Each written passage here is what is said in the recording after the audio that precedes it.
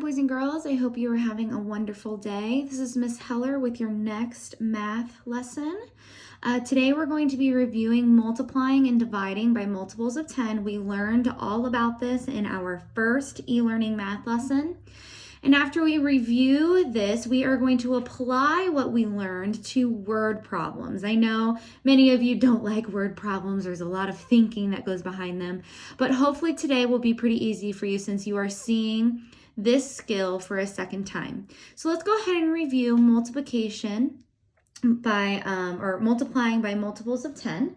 So our first one here, we have 800 times 4. And we remember if we cover up those zeros and we see our basic fact, we have 8 times 4.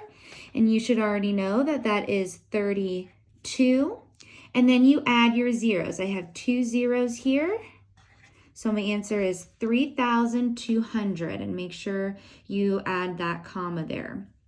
Next, we have 2 times 60. We're going to cover up that 0. Our basic fact is 2 times 6, which is 12. Add our 0, and our answer is 120.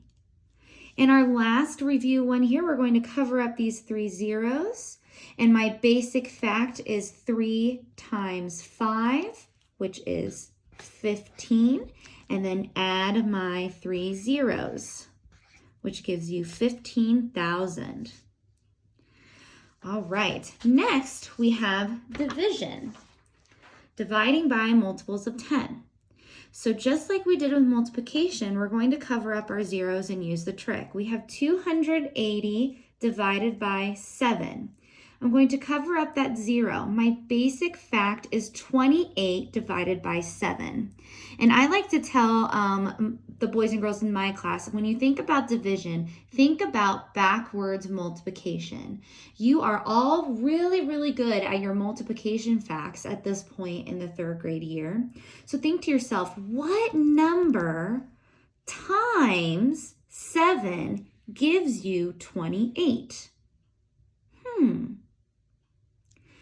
4 times 7 equals 28. Then we're going to add our 0. So 280 divided by 7 equals 40. 28 divided by 7 is 4. Add your 0, you get 40.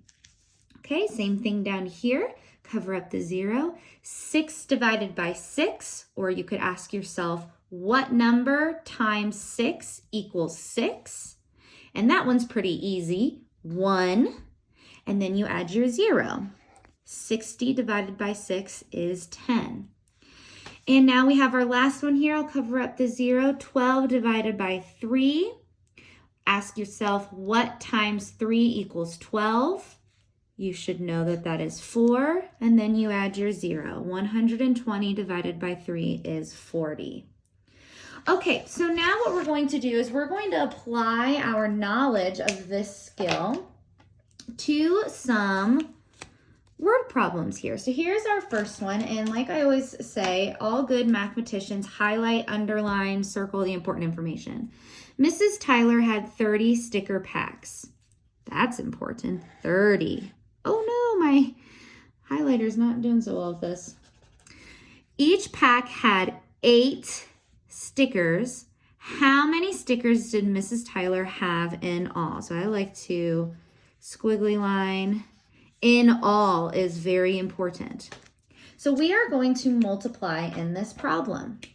The 2 numbers that I saw are 30 and 8. So on my piece of paper here, I'm going to write 30 times 8 to figure out how many total stickers Mrs. Tyler has. So now I'm going to use the trick that I've already learned. Cover up the 0. 3 times 8 is 24. Add my 0. And I have 240 unicorns. No, not unicorns, stickers. Make sure you have that label. That is very important. 240 stickers in all. All right, here is our next one. Oh, I'll just get another piece of paper. Courtney ran 10 miles every day for a week. How many miles did she run in all? I'm going to use my marker instead of my highlighter since it smudges. But it says that she ran 10 miles every day for a week. How many miles did she run in all that week? And in all is very important. We're going to be multiplying. Well, they only gave me one number, but they did say a week. How many days are in a week? 7. So our problem is 10 times 7 equals, and some of you might already know this answer because you know your multiplication facts, but you could also do the trick. Cover up the 0. 1 times 7 is 7. And then add your 0, and your answer is 70 miles. Okay, now we're going to try some division problems.